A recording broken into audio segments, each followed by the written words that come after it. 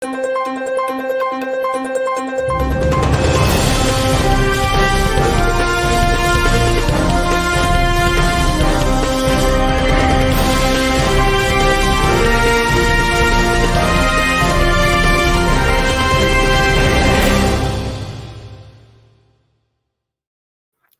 Democrats. Today is Thursday. Yes, Thursday, April 20th. It's time for the Chair's Daily Live.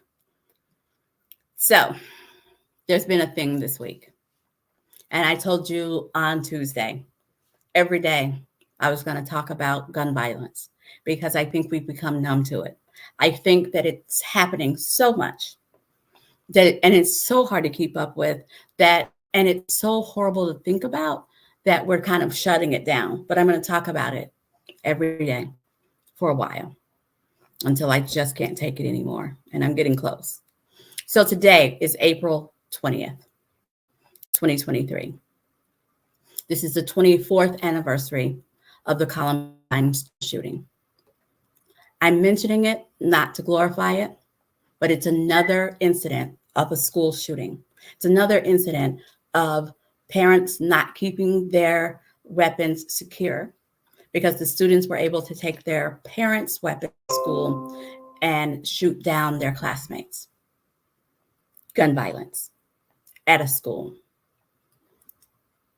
They were able to get the firearms that were purchased legally.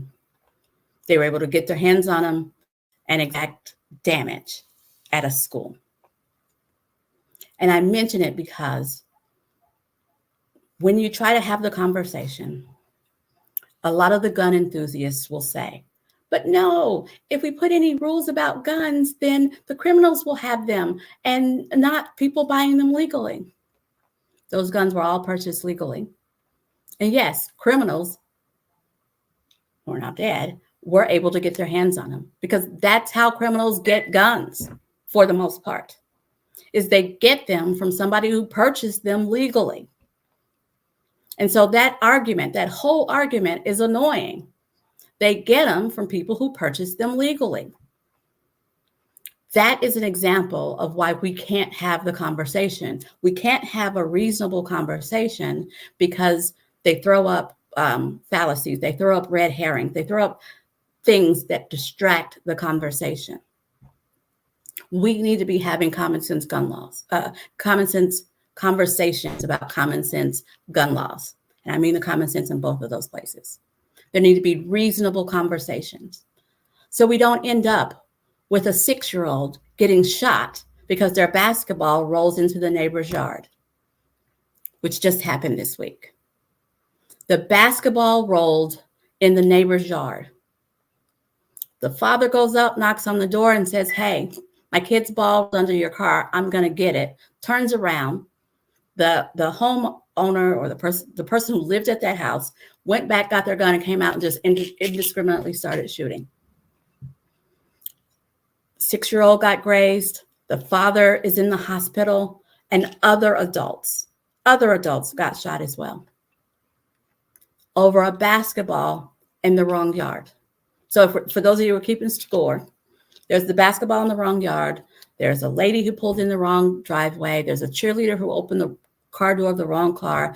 There's a teenager who rung the doorbell at the wrong house.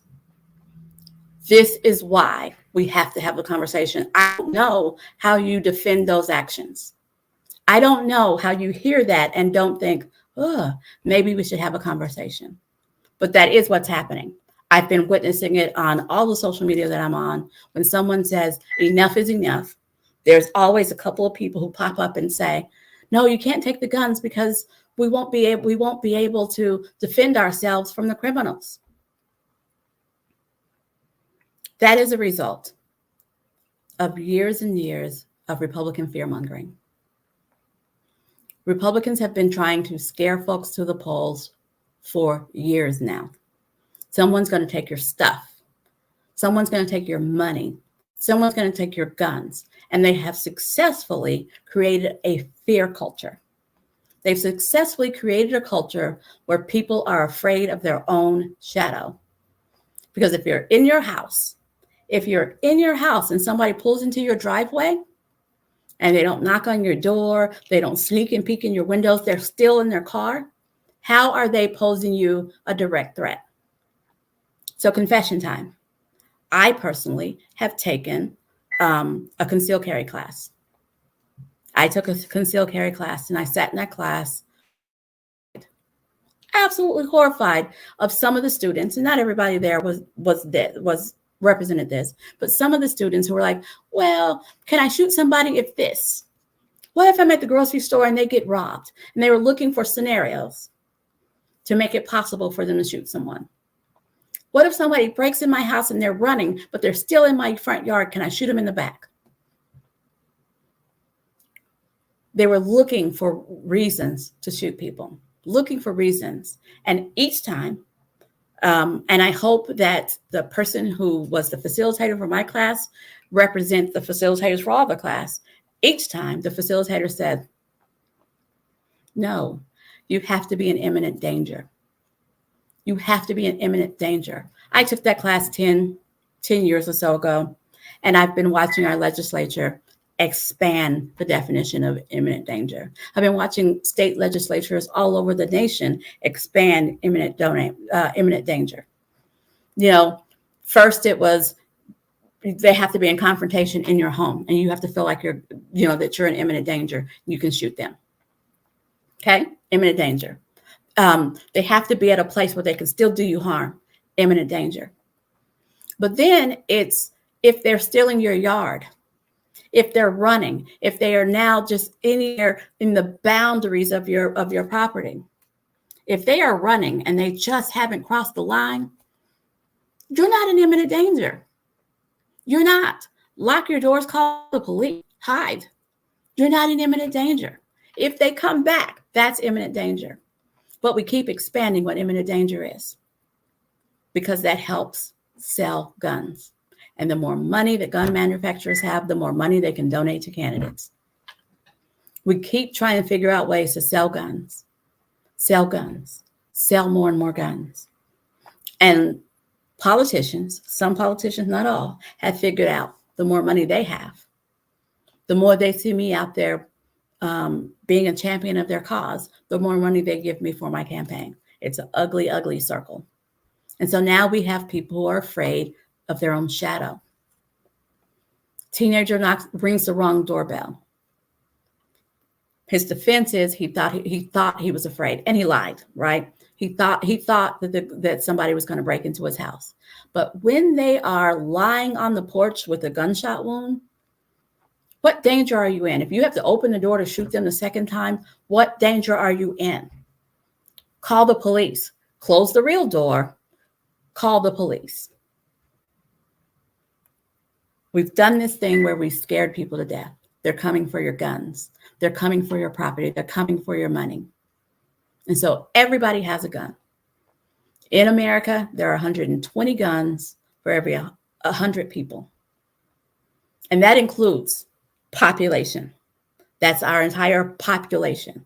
So like a 3-year-old doesn't need a gun, but there's more than one gun out there to account for that 3-year-old. In America, there's 120 guns for every 100 people. There are plenty of guns in circulation.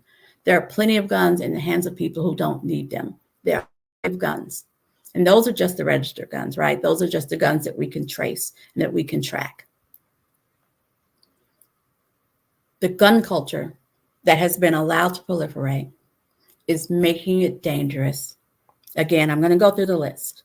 Making it dangerous to go to the grocery store, the hospital, school, the movie theater, church, the mall. Making it dangerous to play basketball. Making it dangerous to be a kid. That's where we've gotten with our gun culture. And apparently, it's making it dangerous for legislators to spine. It's making it dangerous for legislators to think reasonably. Making it dangerous for legislators to stand up and do what is right. What we have to do is make it a safe place for those cowardly legislators by relieving them of their responsibility of legislators by electing new people. That's the way we fix it, is we elect people to replace the folks who will not have a conversation about common sense gun laws. Just replace them. That's what we need to do. The murder rate in red states is 3 the murder rate in blue states. Do not believe the rhetoric. All of these congressmen are out there picking out cities, telling you how dangerous those cities are. The state legislature is making the laws about guns.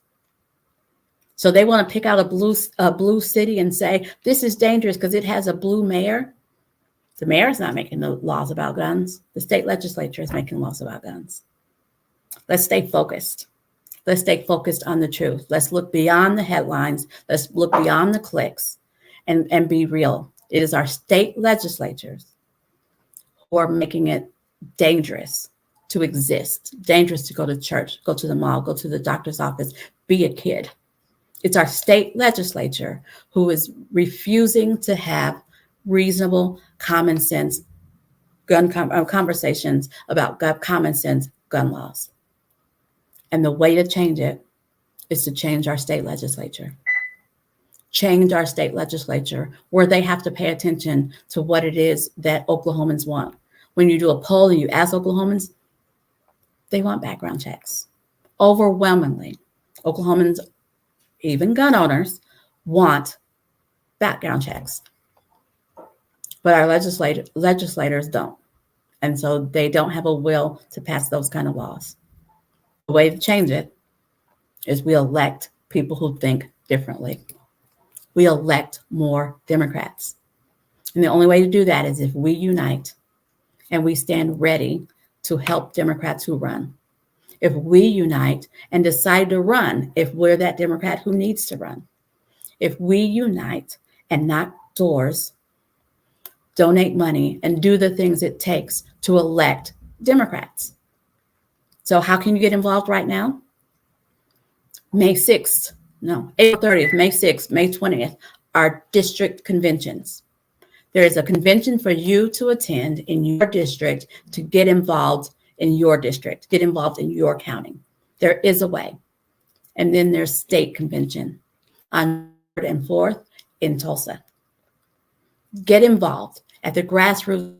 Get involved so that you're ready. You're part of the army to help elect Democrats. Or you meet the army who's trying to elect Democrats should you choose to be a Democrat who runs for office. I'm going to keep begging folks to get involved because that's the only way that we change what happens. All of this is a direct reflection of our state legislature. All of this. And when I say our state legislature, the kid with the ball wasn't in Oklahoma. The kid on the porch wasn't in Oklahoma. The cheerleader wasn't in Oklahoma. But you know who was in Oklahoma? The people who were at the doctor's office last year this time. The people who were at a festival in Taft last year at this time. People are getting shot in Oklahoma. I can't remember if it's Tulsa or Oklahoma City who's in the top 3 in gun violence in the nation. But that's where we are. So don't relax because the cheerleader was in Texas and the teenager who knocked on the wrong door was in Kansas and the girl who pulled into the wrong driveway was in New York. Don't think we're safe because we're not. We are a Second Amendment sanctuary state, which says, no, we are not trying to have reasonable conversations about guns. We need to have real conversations about common sense gun legislation. And I believe that the only way that we do that is that we get different people into our legislature. Okay, so join me at your district convention. Go out to okdemocrats.org, click on convention, find out where your convention is. And if you can't do it because that's short notice, mark your calendar for June 3rd and 4th. June 3rd, former Congressman from Texas, Beto O'Rourke, will be our keynote at our Carl Albert dinner, and we will do our convention business on June 4th, and that's in Tulsa, Oklahoma. Thanks for joining me, and I will see you tomorrow at 4:15.